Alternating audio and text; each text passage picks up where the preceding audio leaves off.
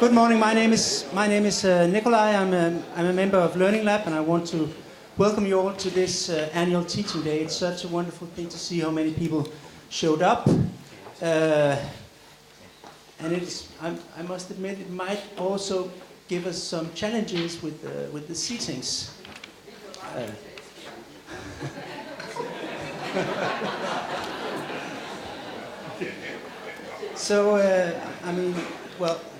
But let's try to see if we can make it work anyway. The theme of this year's teaching day is PBL, current practices and current and future practices. And first of all, I would like to thank all the presenters making this day possible. I'm very happy that you have agreed to present your work today. And I'd also like to thank all the people involved with arranging this day, especially Janne and Katrine and Dorte, who's sitting outside. They have worked tremendously hard to make this day possible, so please don't hesitate to send them a smile while you walk outside the door after this first session to have your coffee. I hope you all have received your program. It's lying outside on the table, and next to the table at the board, there's a list of all your names with the workshops that you have elected. So if you cannot remember which workshop you have signed up for, you can check it out on the board. Finally, I just want to make a little bit of. I want to tell you that the first session here today, the keynote session, will be video recorded, and the video will be up on Learning Lab's webpage, so you can go and visit anytime you like. Also, I want to tell you that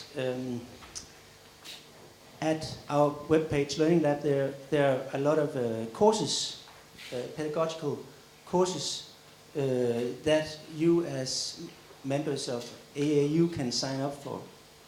And there are also a lot of resources, and Catherine has asked me to give some examples. For example, these 3 booklets that are open for download, and they are easy read and very hands-on pedagogical tools that you can use in your daily work. Also on the webpage. And with this, I would just like to say again, welcome, and I hope you'll have a wonderful day together. And I'd like to give the word to Inger, that will do the formal introduction of the day. Thank you very much, Nikolai. Wonderful to see so many people attending this event today. Good morning, everyone, and welcome to the annual University Teaching Day. A special welcome to our keynote speaker, Maggi Savin-Baden, who will help us launch the topic of this year's Teaching Day, PBL at Aau University, Current Practices, Future Directions. As always, I've been very much looking forward to this event today, and I'm very pleased to see that so many of you have chosen to come here together with me and get inspiration and input to reflect on PBL in theory and in practice. As stated in the invitation, it's important that we maintain a reflective stance on PBL and our own PBL practices to continuously develop our PBL competences. We must be able to embrace the world of tomorrow and the students of the future. Also, the future landscape of universities in Denmark is debated these years. It's of great importance that we, as a university in Denmark, stand out and become unique. And we must convey the significance and the value of our PBL approach, of what we call the Aalborg model, both positively to influence politicians, but also because we believe it matters as a learning model. Just recently, we were recognized for being the university in Denmark with the absolute best cooperation competences, and for our candidates that excel in the transition from the university to the real world. When they step out from the university, we often hear from Danish industry, other industry corporations, that they take on their position as from day one, that they, with great ease, become part of a new work environment. And this, we believe, is a reflection of our PBL approach. And not only do we believe this connection, we want to find out more. As you probably know, we have launched the new strategy for Aau University, Knowledge for the World. And in the strategy, we emphasize our dedication towards PBL, and specifically on researching into the effects of PBL. It's our ambition that the principles of PBL continue, of course, to form the primary pedagogic foundation for all our teaching activities at the university.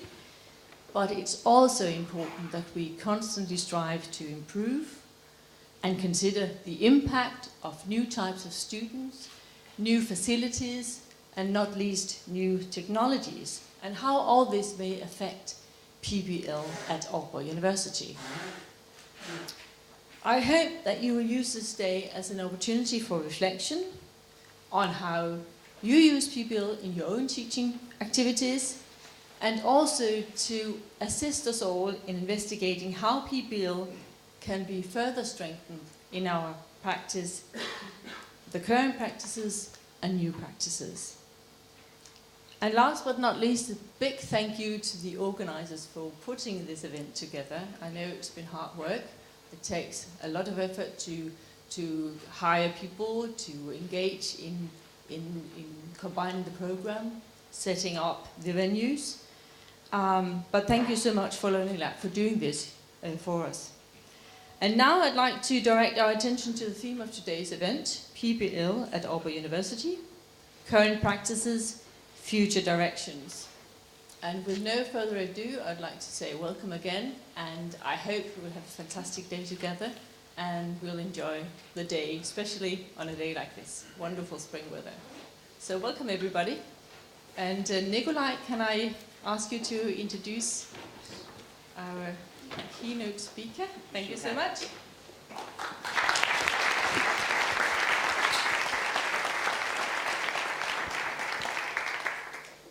Yes, it's a great privilege to present our keynote speaker today, the lady I've been dining with the last 2 days. And have Maggi Savin-Baden is a professor at Worcester University.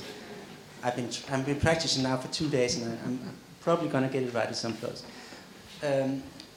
She's a professor at education and a well-renowned scholar, working with educational practices and especially PBL for the last 30 years. Yes, and I think it's pretty safe to say that she is one of the most cited authors and theorists in PBL literature, also in the PBL literature springing from Aau University. And she's been a great inspiration for many of us working with PBL at Aau University. So I'm very much looking forward to this keynote speak, even though I might have a clue of what you're gonna say, but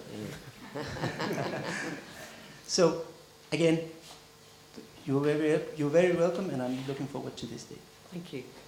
And you can keep that. And I'm going to keep this close.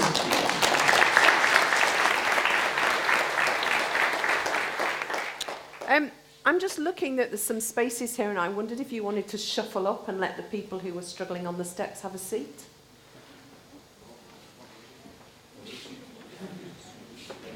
Okay.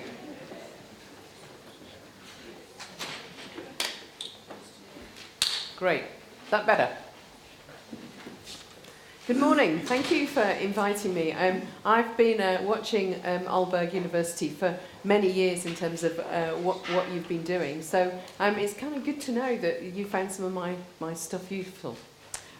Today I'm going to do a talk which you might know quite a lot of this already. If you do, I apologise. Some of it might be a little bit controversial. It's all right, I've already apologised to your Pro-rector that I might be causing a bit of upset. And so let's just see how it goes. I can't remember how many slides in it is, but certainly about 10 slides in. I'm going to stop and I'm going to ask for some questions. It was a result of something yesterday when I did this talk, which is going to be slightly different today. And what actually happened was the guy said I'd gone a bit too fast. So I thought, well, if I stop and ask for some questions, then maybe it will slow me down and give you a chance to think. Does that sound all right? Okay, good. The first problem we've got is with the title. I don't quite know how the crossover happened, but this title was kind of one that was taken from a paper, but this was the actual title that I sent, because I think it's a bit more exciting than the 21st century. The Fault in Our Stars, Constellations of Problem-Based Learning, and it's kind of useful given that, you know, Hamlet, Prince of Denmark, I live in Warwickshire, you know, I just thought, well, maybe, except that's probably from Julius Caesar, not Hamlet. Anyway, the Constellations of Problem-Based Learning. And I want to talk about liminality, living with the liminal. So, a bit of introduction really about me, first of all, because a lot of people on mainland Europe find it difficult to know where I am and where Worcester is and how you pronounce it. This is Worcester, cathedral city. Very small provincial university of about 12,000 students. And it's here. That's where it is in the UK. So that's where Worcester is. So it's quite near the Welsh border. And I actually live a county or two over in Warwickshire. And me, what do? I bake. I like baking. These are a few of my creations here, but I do like baking. If I didn't climb, I'd probably be a few stone heavier than I am because of my baking. But I also have two teenagers, Anna and Zach, who keep me on my toes and keep me informed technologically. And a husband and a dog that I run with. So that's us in Paris at the Paris Park Run. So that's just something, a little bit about me before we set off. People think that if you write lots of books, you haven't got a life. I do. Okay, so let's set off. So what I'm going to talk about is the constellations of problem-based learning that we see across our world. And I'm going to talk about engagement in that. I'm going to talk a bit about participatory pedagogies later, but I'm going to talk most of all, I think in the second half of the talk, about threshold concepts and transdisciplinary threshold concepts. But when we look at what we do in PBL now, I think one of the problems that we've got worldwide is that we have become quite, not regimented, but we still hold on to some of the premises that we started with. When I first started using problem-based learning in 1986, there was one book, and then soon after, David Bowd's edited book came out. And so there weren't many models of doing this thing. There wasn't a lot of pedagogy about it. And there wasn't a lot of pedagogy because it was developed by medics. So we often, I think, include at the moment formal things like lectures and seminars, virtual learning environments, which I think are very linear and rigid. And we include things like reading lists. And to some extent, we still assume that we've got to get this content into the heads of our students, that they are a blank slate, a tabula rasa, waiting to have it filled by their own wisdom through project-based and problem-based learning, but also through us too. Whereas I think what we need to be doing is more peer-led, even more than you're doing now, more peer-led. I think we need to be doing creative things like getting them to use mashups. Are you familiar with mashups here? Oh, okay. Well, it's where you do creative pieces, where you do a bit of a lecture and a bit of music, a bit of content, some pictures, and you bring it all together to give an account of something. So I think we can use these kinds of things for assessments. I think we need to use more shared knowledge, and we need to acknowledge there's an awful lot of hidden learning that happens outside that's often left at the classroom door. I think we need to recognise that our students are digitally tethered. They wear their devices anywhere. And I wrote a book a few years ago about rethinking learning in a digital age, and it stemmed from the idea that I could see these teenagers wearing their devices. The classic story about this was the book started because my daughter, who was then 14, was wearing her phone in her bra, as were all her friends, so they could hear it vibrate. And they would excuse themselves from the classroom at school and go to the toilets, check their texts, follow up the messages and go back into class. Okay, so they are digitally tethered. And I think this is one of the things where it's a bit of a balancing act between acknowledging all of this, enabling our students to use their technology in the classroom, and telling them to turn their phones off and leave it behind. I taught a group of second-year students fairly recently, and I walked into the classroom and they thought, oh, who's this old woman who's going to talk to us about digital research? And so I said to them as I walked in, Friday afternoon, they clearly didn't want to be there. I said, get out your iPads, get out your phones, get out, Google what I'm talking about as I talk. And they looked at me, you know, like I was from the moon, you know. And I think it's this thing about people forget how important it is to be tethered to our technology. And I would define digital tethering as this constant interaction and engagement. The sense of always being on, always being engaged. Wearing your mobile device, texting at dinner. We didn't do any texting at dinner last night. Catherine didn't have to tell us to put our phones away, which was quite nice. Or driving illegally while Facebooking. The University of Worcester, I drive down the M5 from where I live, and what actually happens is there are great big lorries coming down the sides of the motorway, and they're filled with police officers who are looking into people's cars to check whether they're using their mobile phones. So that's how bad it's got in the UK. So what about constellations of problem-based learning? As I'm sure you know, there probably are as many versions of problem-based learning as there are stars in the sky. And I'm sure what happens in this university is that what happens in one classroom is not the same as what is happening in the classroom next door. And therefore I think we need to rethink what we mean by project-based and problem-based learning. And I think what's interesting about this, I don't think this is a bad thing that we've got so many versions of it. I think it shows the value across the world of the value that's placed on this form of learning, how much it has grown and how much it has changed. I certainly know when I completed my PhD in 1996, it had changed hugely. And when I'd started off trying to find research sites in 1990 to even get access, there were only 5 places in the UK that were using PBL. And that's not that long ago, really. But I think one of the problems we've got is there is not a lot of understanding of the different constellations and the impact they have on students. And you look at it, and people talk about problem-based learning, inquiry-based learning with an E, project-based learning, and nobody kind of knows what the difference is. And I think that's a problem, because it does make a difference to what you're doing with your students. So I'm going to do that thing that everybody hates. You know that thing when somebody says, you won't be able to read this slide, and you all groan and think, well, why did you put it up in the first place? Well, I'm going to do that in a minute, but it's because it's on page 3 of your handout, and I want you to be able to look at the one on page 3.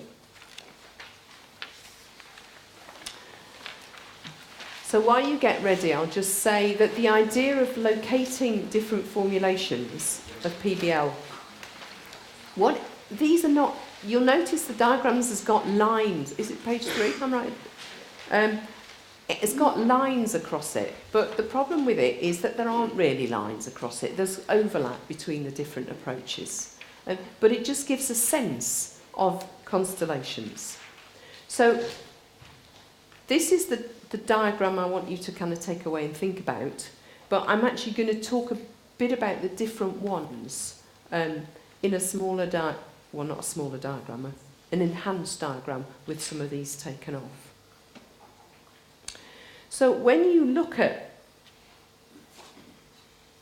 this diagram, if you look at Constellation 1, problem-based learning for knowledge management, I still see this, a lot of this, in things like computer sciences, engineering, where people are using problem-based learning in order to manage the knowledge, to get the body of knowledge across. And the idea is that it's very discipline-based. It can be quite directive, and it's about testing of knowledge when you do assessment. So the whole emphasis of the learning is about managing the knowledge, so using problems to manage and understand the knowledge. Constellation 3 is something that you maybe do more of at Aalborg, because it's project-led, it's led by a project team, it's knowledge that transcends the discipline, and the focus is very much on the completion of the project. Whereas if you're moving into a different constellation, things like problem-based learning for critical understanding is about being much more critical. So we were at Constellation 6, I think. And this is about knowledge with action. It's about seeing uncertainty as a positive thing, about recognising epistemological gaps. And so what your assessment is on is about capabilities across different contexts. It's not about competencies, which I think are quite narrow, and I know that you've been talking about this, and also when I was at Copenhagen yesterday. I think we need to ditch competencies because they're too narrow.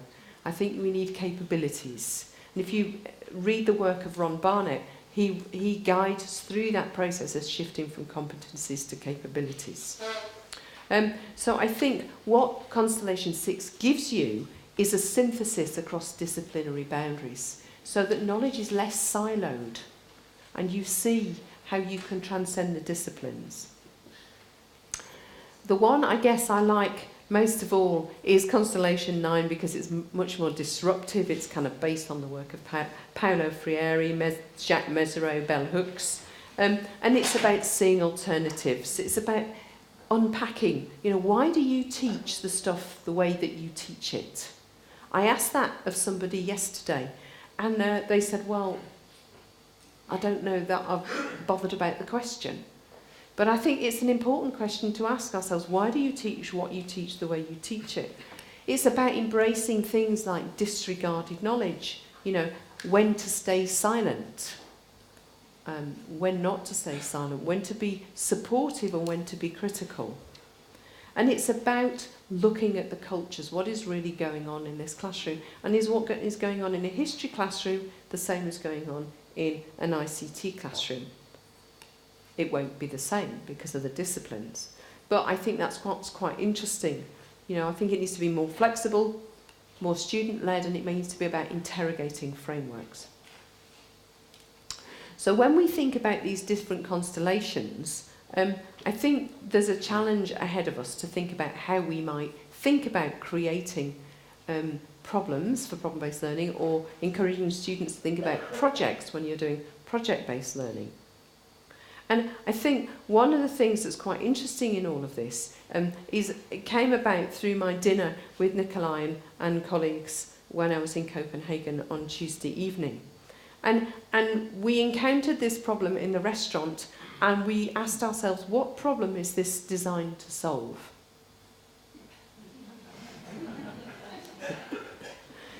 So this was in the restaurant, and we were all like, well, what's this for? What do you do about this? But it's just an interesting thought. It's an interesting question. Is it Constellation 9? I don't know. But, I was saying yesterday, the only thing you're going to remember from this talk now is the 2 toilets. So I'm going to stop there with a beautiful picture of your skyline from last night and say, having said all that stuff about problem-based learning, who has got a question? But I'm going to ask you to ask a question. I don't want a paragraph of reflection first, I just want a question in a sentence. So who's got one of those?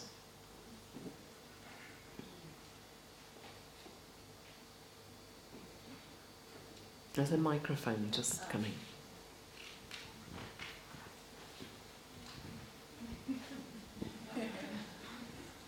Hey, I want to ask you, you said you were giving a lecture and Friday afternoon no one was listening, so I want to ask, why did you tell them to put all the digital devices out and interact with them during the lecture? Because I thought that it would help them to concentrate better on a Friday afternoon. I thought it might encourage them to look at what I was talking about rather than falling asleep. And I thought if I was giving them references or referring to things they didn't know about, they could look them up while they were sitting there. Okay. Any other questions? Annette. Thank you, Maggie. One question. Could we combine your Constellation 3 and your Constellation 9? Yes, you could. I look forward to seeing what it looks like. Constellation 10, no doubt. This is only a model. Models are useful to a degree, but it helps us to think and question. So yeah, let's have Constellation 10, with or without toilets. Okay, so we'll leave that there for now, and I'll just keep thinking about your questions, because there'll be time at the end. But yeah, I was very nice skyline last night, lovely. The next thing I'm going to talk about is threshold concepts. How many people here are familiar with threshold concepts? Two, right, well forgive me, because you'll know all this. The idea of threshold concepts came out of some work that was done in the UK back in about 2000 based on a large research grant. And Mayer and Land argued for the idea of a threshold concept, the idea of a portal that opened up when people got stuck in learning. All right? I talk about it as disjunction, but they talk about it as a threshold concept. So the idea is that you might encounter something that you don't understand. So in physiotherapy it might be pain, in economics it might be opportunity cost, in culinary spheres it might be the temperature and what the kind of pans that you use in terms of conduction. So those kinds of things would be threshold concepts. Things that people don't get. I always remember in economics, they said, how much is the price of a bun? And I thought, well, where do I start with this? You know, that was my threshold concept in economics. So how might we see these? A lot of people see threshold concepts as a great big wall, you know, struggle to get through. Other people see it as an interesting way of looking at learning, you know, with a top, a middle and a bottom. And other people see it very much as a portal, as a way through, a place to review the issues. And I don't agree with all these characteristics of threshold concepts, but these are the ones that they argue for, that they're transformative. So once you've engaged and understood the threshold concept and you've gone through the portal, there's a big shift in the way you see things. They're irreversible. The idea is that you can't go back over the portal, but I'm not sure that I agree with that one. They're integrative. It helps you to understand more things than the thing that you were just struggling with. And they're bounded. Again, I'm not sure I agree with that either. So the new space entered has frontiers and borders with other threshold concepts. And finally, that they're troublesome. David Perkins talks about troublesome knowledge. I think that's a great way of seeing knowledge, troublesome knowledge. But it's they're difficult to teach, threshold concepts, and they seem counterintuitive. And I know certainly when I was first using problem-based learning back in 1986 and 97, a lot of my students used to get cross with me. They used to get stuck because they didn't get this way of learning. So I think in many ways problem-based learning in itself is a threshold concept. That's why I think the link between the threshold literature and problem-based learning is so important. Because what problem-based learning is produces this business of being stuck in learning. How do I get through this stuckness? How do I understand what I'm supposed to be doing here? But in recent years there's been a shift away from the idea of concepts. There's been a lot of discussion and people saying that actually it's not about concepts. Concepts are too cognitive. So there's some work by Gina Whisker and some I did on writing journeys and PhD research, where students start to make, instead of just a concept, they're more like learning leaps. So you suddenly get through and understand and make a huge shift. The classic one for me is when you see students doing PhDs, they're analysing their qualitative data, and it's all in lots of lists and it's all in categories, and they've put it through NVivo and they've coloured it with felt tip pens everywhere, and it's all a bit of a mess, and they suddenly make this leap into understanding that it's not about analysis, it's about interpretation. And that's a big learning leap in PhDs.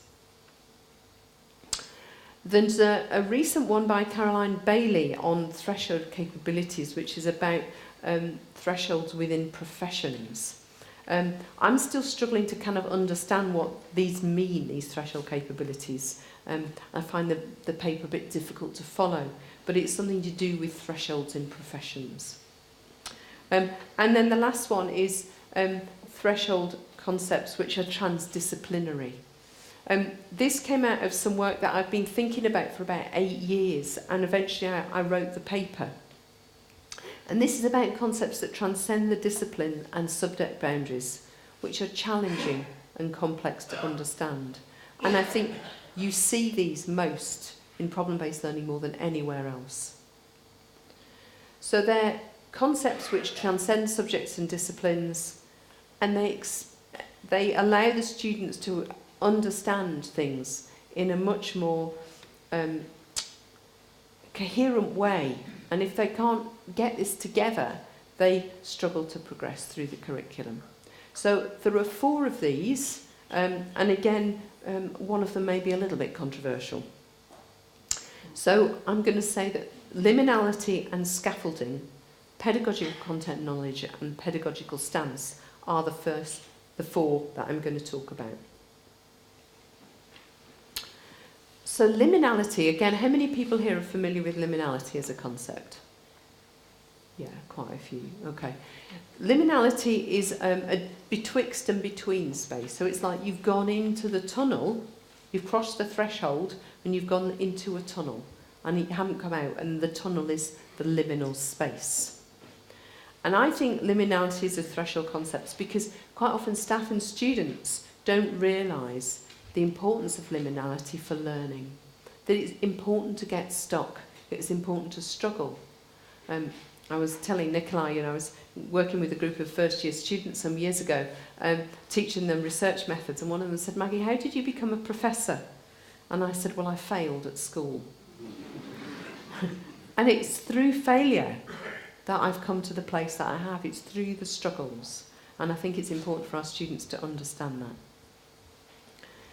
Scaffolding, now this is very controversial. Most people like scaffolding. Most people like to structure everything. They want to help their students to do that. But I think it's a problem, scaffolding. I think students believe and tutors believe that they must provide it, they must have it. But I think it's like competencies. I think it needs to go in the bin. All right, I think we need to get rid of scaffolding. Because actually, you can over-scaffold the learning and prevent disjunction from happening. And so they can't get over the threshold. So I think scaffolding. I read an article by Cindy Jiménez Silva, who again, many of you will know her work. And she's all about scaffolding, the best scaffolding for problem-based learning. I was going, no, we don't want to do that. So I think we should get rid of scaffolding. Pedagogical content knowledge. I think this is knowledge that is specific to the subject that we're teaching, and I think we need to be very careful with that. A lot of students who come think that in order to think like an engineer, you need to cover all the content, but I think you don't always have to cover all the content related to engineer to be able to think like an engineer. The trouble with pedagogical content knowledge is that it's too bounded. It's got too many boundaries around it. And actually what needs to happen is we need to be working in transdisciplinary ways. And finally, the 4th one is pedagogical stance. It's the way we see ourselves as tutors, the way students see themselves as learners. I was at Oxford a number of years ago, and I said to a group of students, "How do you learn best?" And they said, "We don't even understand the question." Now, for me, that's a slight worry. But I mean, my guess is that you ask that of your students. But also, do you ask it of yourself? How do you learn best? How do you teach best? What is your stance towards learning? And I think what you see is that the different ways, different types of pedagogical stance are transdisciplinary threshold concepts, because they're often stages which the students pass on their way to deeper forms of learning and engagement. So I think we just need to be careful that we encourage disjunction, stuckness and liminality, and we don't over-scaffold, we don't keep the knowledge too bounded. So the liminal tunnel, I've mentioned a little about the liminal tunnel. So you get stuck, you go over the threshold and you find yourself in a liminal tunnel. Now what's quite interesting about both problem-based learning and the threshold learning literature, threshold concepts literature, is that people haven't really looked at what's been going on in the liminal tunnel. And that's now starting to come to the fore. And I think it's quite an interesting space to look at. And I've got a PhD student in Stockholm who's been doing a little bit of that work. And so we've been having great arguments about what we think goes on in this liminal tunnel. And so this again is in your sheet if you want to look at it. But the idea is what actually happens here? What you move into the tunnel, and then how do you get out of it? And again, I think we're not really sure, but this has been, so Angelica started this work and I've kind of taken this table on, and we've got a paper in review at the moment, but I think there's another one coming as well. But I think it's about what triggers the movement inside the tunnel. How do you move towards the end of the tunnel, and how do you get out the tunnel the other end? So I think there's some interesting work to be done around the shifts in and through the tunnel. But I also think it's quite interesting is that most of the time we talk about the liminal tunnel, and I think maybe what we'll be talking about is a rhizomatic tunnel. So you go in and there are numbers of different pathways. Or somebody yesterday said maybe it's a maze. I hope it isn't a maze, because I think we'd be really stuck then. But I think it's this idea that there are multiple ways of dealing with this. I also think that's quite interesting, a lot of the criticism about the threshold concepts is that it's been too cognitive and not ontological enough. And I think that's the other thing that looking at the liminal tunnel helps us to think about. People within the tunnel begin to re-examine their position, and it's not always a cognitive one, it's more likely to be cognitive and ontological. So the idea of the ontological liminal tunnel is movement from one place to another, and taking up a new position, not just pedagogically, but personally as well. So maybe we need to do a bit of rethinking our learning. You may be deeply worried about this picture. This is my husband. I was already across this bit. But I think one of the problems with learning is that it wobbles like a wire. You think you've got it, you think you've sorted it, you think you've got it all sorted out, you've got it organised, and then you get, can we mix Constellation 3 and Constellation 9 together? And of course you've got a wobble. And I think that's one of the things that's really exciting for me about working in university, that because the learning changes all the time, because it moves like the wires as you're going across, your hands are going, then your feet are going, and then are you going to fall off? I don't think we fall off too often in universities, but I do think we need to do some rethinking. I think we need to see learning as embedded across geographies as well as physical and virtual realms. It needs to be more participatory. We need to have participatory pedagogies so that home and school and work and leisure and play become spaces of learning. And they're critical and they're creative. I don't think learning a module or even just doing a project is not enough anymore. I think we need to do things differently. I think we need to recognise that our digitally tethered students are under-researched. We don't really know what is going on. We don't know how much peer teaching is happening out of school, out of the classroom. And the way the technology is used is markedly different, I think, in different schools and different universities across Europe. I think what we need to be doing is shaping learning so it enables students to do problem management, to become digital citizens whose desire is to mess around with stuff, to transform their lives. And I think the learning in different spaces needs to leak across these different boundaries of home and work and play and exploration. And so I'm a great fan of Steve Fuller. If you're not familiar with Steve Fuller's work, he is prolific, to say the least.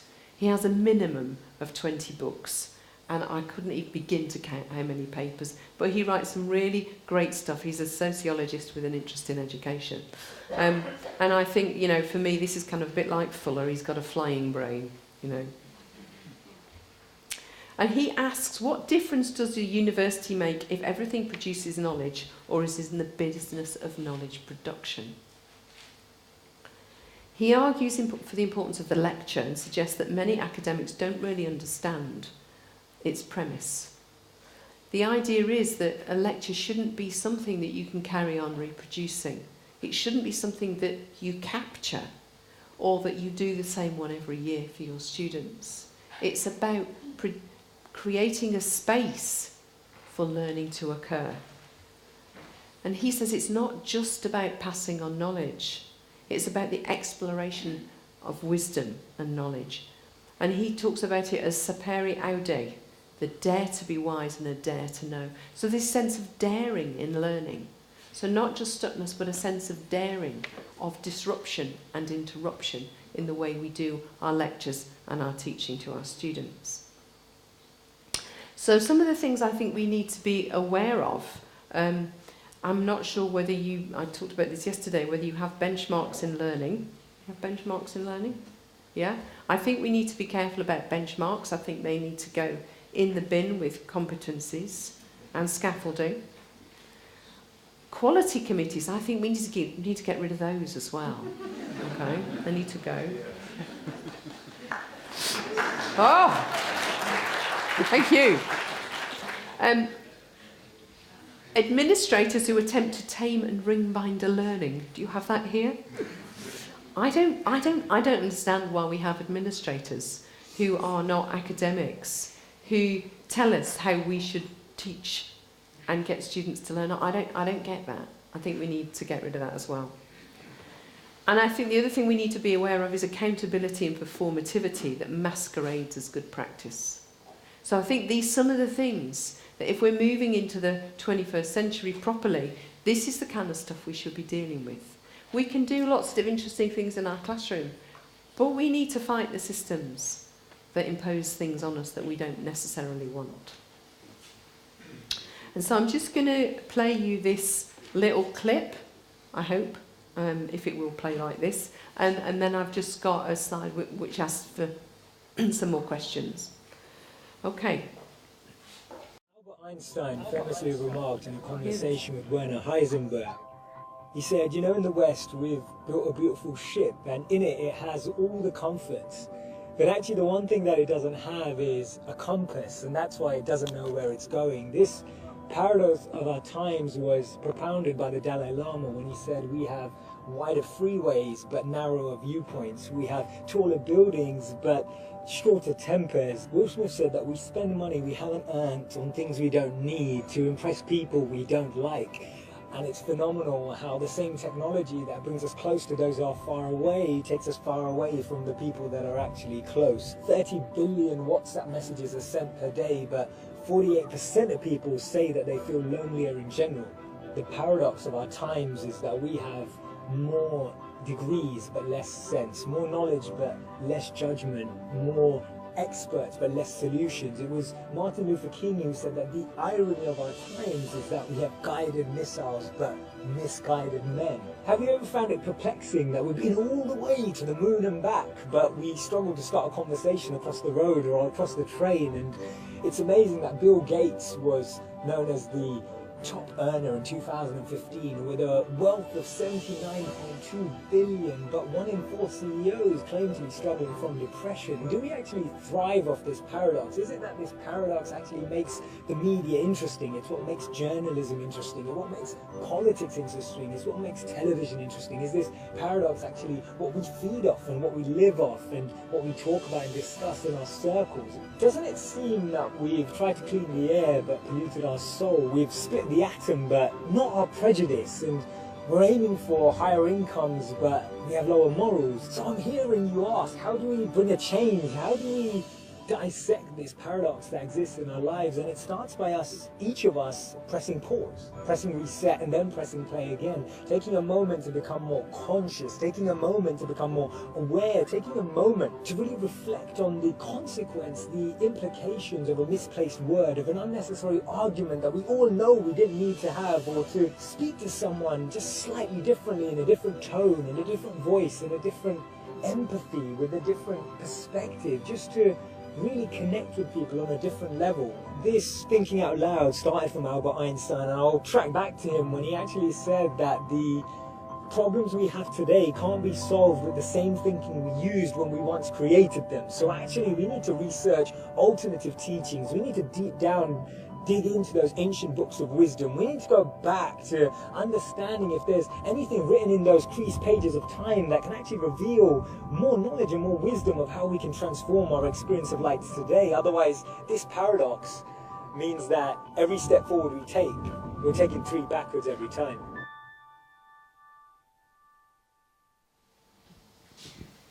Okay, now I've said a lot of stuff.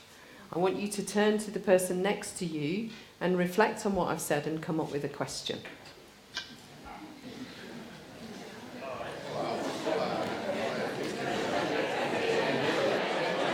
Okay, can I stop you now? Whew. Fabulous amount of noise. Okay, Nikolai is going to wander around with the microphone. So, who's got a question? Oh, you're going to do a lot of running, Nikolai. Oh, there's somebody over there. Thank you. What's your view on flipped classroom? I think flipped classrooms are the same as problem-based learning by a sexier name. I thought you didn't like the recording of the lecture and the reuse. Well, I didn't say that. I just said we need to rethink what we do. I think if you use flipped classroom, I mean, for me, a lot of flipped classroom is based on the old Oxbridge model, where you do a lot of reading before you come to the seminar and then you debate it. And I think that's a good thing for students. I don't have a problem with that. It's the repetition. Same old, same old. There's 1 here, 2 up there. We were talking about the tunnel from our point of view as teachers. How does that tunnel look? How can we go into that with our own teaching practice? And how do we create the possibility for the students to go into the learning tunnel? More concretely, do you have any comments on that? Given that I'm only just fiddling around with it, I haven't got an awful lot to say on that. I think when we get stuck ourselves with something like, how do I teach this better? I mean, I was just looking at these, podcasting or being transgressive or teaching creatively. I think they're kind of things that if we're challenged about, well, how can I do my teaching better or differently, that's the start for me, for ourselves. I think with students, I think it's quite easy to recognise, because it's usually when they get cross or frustrated or they blame you or they blame the method of learning, and that's when I think it's great if you can say that, there's been some work done on this and it's called disjunction, and this is the right. I mean, I've written some other stuff about 2008, which is like the liminal tunnel, but I guess I didn't use that language then. I don't know where to start. It's 1, 2, 3.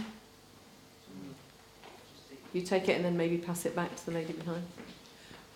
You said that maybe PBL wasn't enough anymore.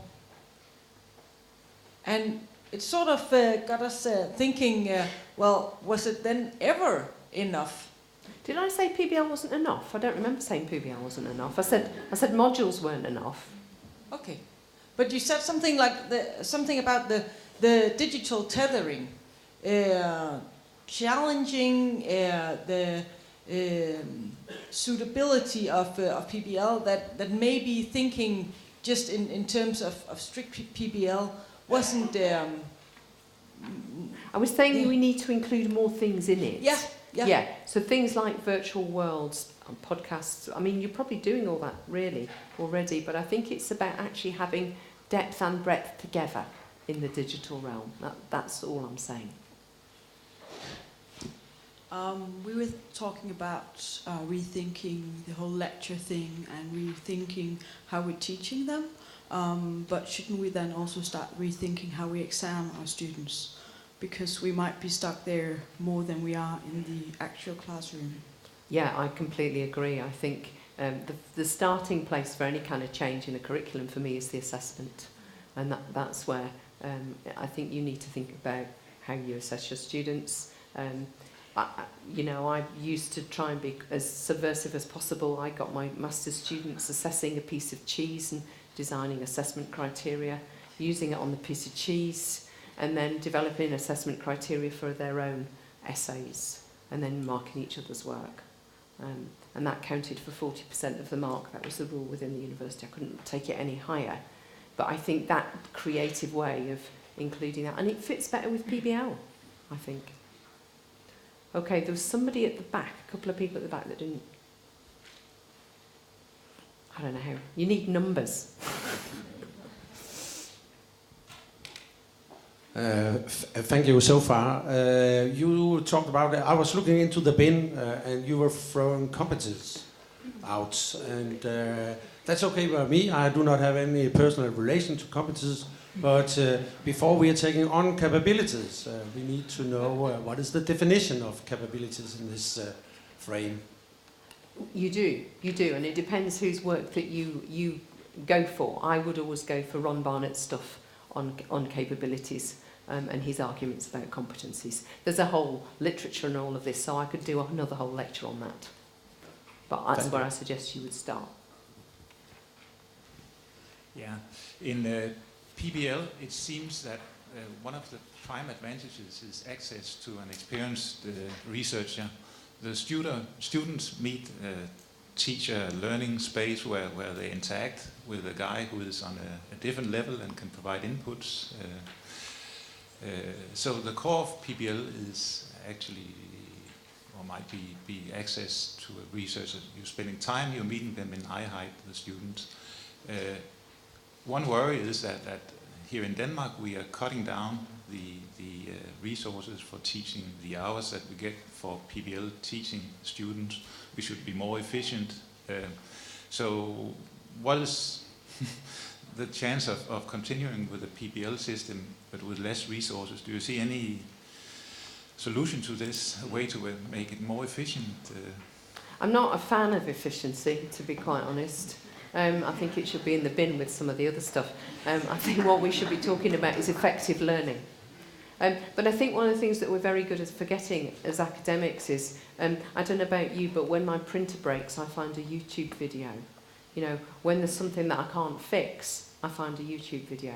And I think one of the things that we need to recognise more is there's an awful lot of stuff out there on the internet that we're not using, whether it's in MOOCs or whether it's in TED Talks. Now, it may not be the best information, but I think if you say to students, well, what have you found? And they said, well, I found this MOOC and this TED Talk. And then you say, well, how good is it? What do you all think about it? That's a really good space to use resources differently in PBL. There's a couple of people at the back. And I think... Yeah. Thank you.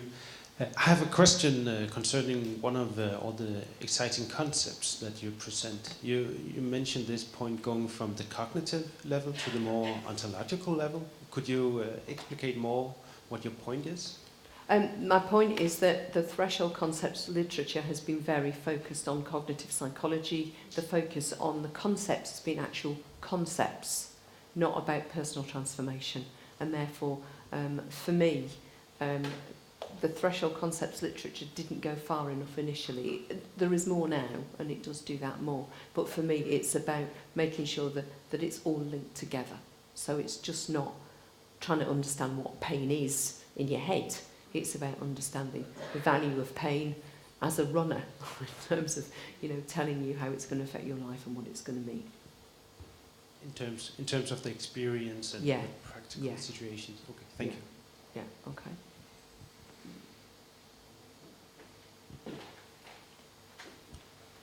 What would be, in your opinion, the best way of assessment of students? Sorry, where am I looking? I can't see. I'm here. Oh, thank you. I was watching the microphone over there. What is the best way of assessment of students, in your opinion, to avoid cheating and using devices? To avoid cheating using devices. One of the things that I've done with my students, and they kind of hated me for it, was that I'd say, right, well, at the end of the problem-based learning module, there are going to be here are 5 essay questions that you're going to do in exam conditions without your phone, okay? But I'm only going to ask you to write 3 of these, okay? Or maybe even 1. So they got the questions in advance, but they didn't know which one they were going to get. Okay, so that helps. I've got lots of others, but leave it for now. Somebody at the Thank you. It's the question about the future inspired us very much, and so did the video. And I think it's a big question if we have a future. I think that the lack of resources and the way we share power, and I think that the future depends very much about if we have critical, reflective, active and revolutionary students who take a stand. And it was actually what happened when Aau University started, and young people and engineers are very engaged in creating windmills, and the windmill power industry is very much dependent on young people who decided to build the first and the biggest windmill in the world, and maybe we've forgotten that history. So I think we should go more back to our roots and learn our students to take a stand and not just learn to defy predefined problem. Yeah, but I think the lecturers should be doing it as well. Sure. Okay.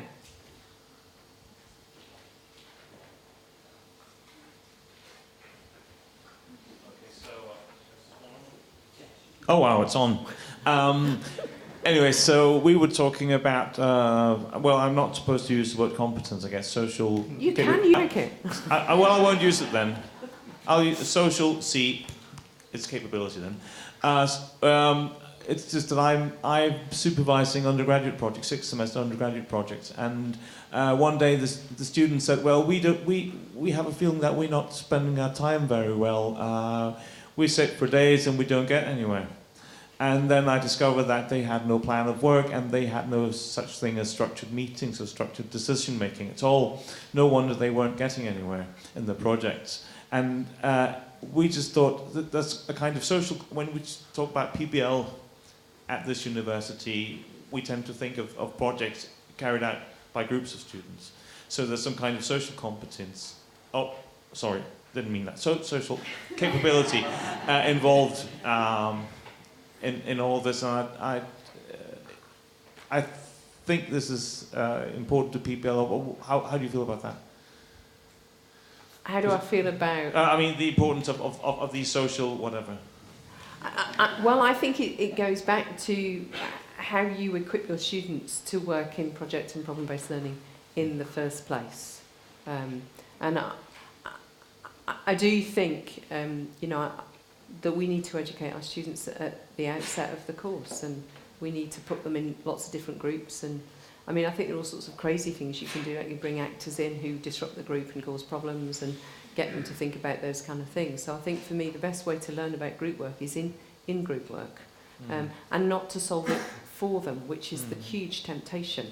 You know, again, I had a problem-based learning group in about 1980. A2 came to me and said the group's not working. And I said, so what are you going to do about it? And they said, well, we want you to fix it. And I went, well, that's not my job, you know. So, I mean, I think there is that sense about, well, you know, do they know anything about how groups work? Do they understand anything about group theory? Have they dealt with difficult situations? I mean, I've even run scenarios, problem-based scenarios, where I've given them, the groups, a problem about a group, you know. So, and that just makes them think about, well, how do we want this group to work? And what are the issues for us? I don't know if that's any help, but that's the kind of stuff I've done. Okay, yeah. Well, there are two kinds of group theory. Anyway. Only two? No, there's a one in algebra and there's one in pedagogy. Sorry. And then there's somebody else.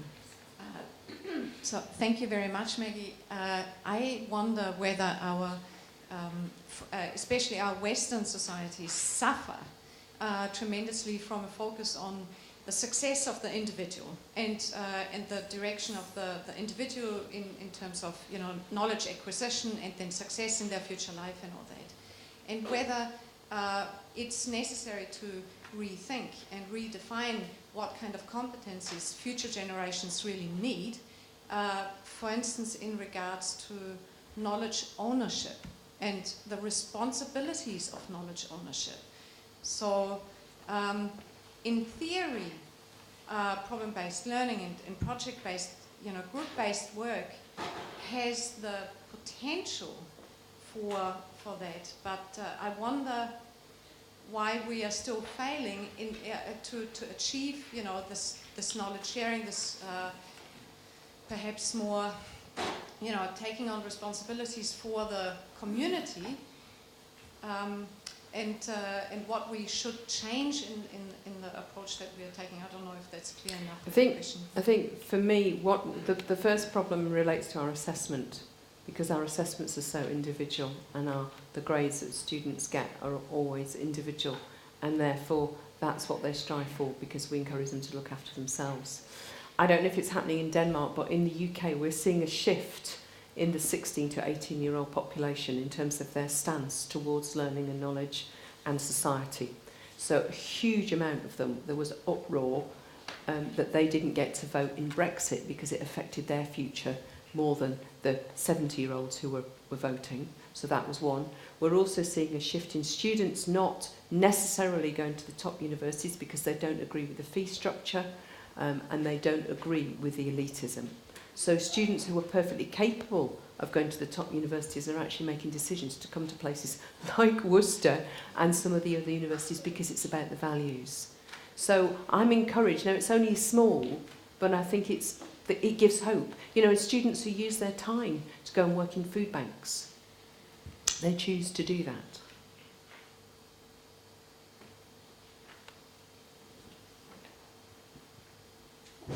Thank you very much for a very inspiring talk, Maggie. I have two questions. One I hope is a fairly short one. I was wondering about your list of words to be aware of, or concepts to be aware of. And I was thinking about evidence, because there's a Danish education researcher, Per Vibeke Larsen, has just written a book where he is warning a bit, I mean, he's concerned about and saying to be aware of evidence for learning. So I'm wondering if that's one of the words on your list. And then inspired by Catherine's question before, and because I've been doing an awful lot of work in Africa on problem-based learning, what about the cultural context? I would really love to hear your perception of what impact does the cultural context have on problem-based learning? Is it a universal approach? Or am I just stupid when I say that problem-based learning must be the very right thing for Africa because that's where the problems are? I think the evidence is probably too big a question to tackle. I think one of the problems we've got is evidence-based, research-based. I think they're concepts that need to be looked at. I think there is some use in some of this stuff. But I don't think we should constantly have to be proving ourselves on every single thing the whole time. In terms of the cultural stuff, I work in this is a joke from the week we were talking about this over dinner. I'm an extraordinary professor at the University of Stellenbosch, which I think is the best title in the world you could have, to be an extraordinary professor. You're supposed to laugh now. I think it's very funny. But so I go regularly across to Cape Town, and so it works very well in the universities that I've worked in Cape Town. I did a small project getting students to look at conservation in Zambia with children who didn't even have a pencil. So we used problem-based learning there to get them to learn about conservation and the elephants and elephant tracks and stuff. So that worked there.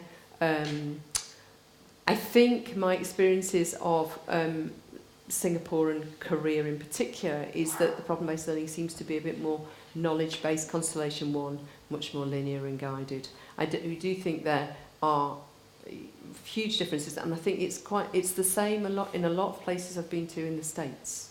It's quite linear and managed and scaffolded. So I do think there are cultural differences, but I haven't written a book on that.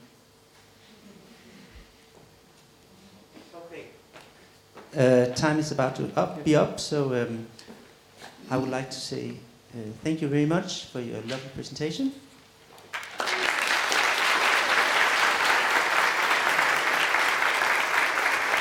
Thank you.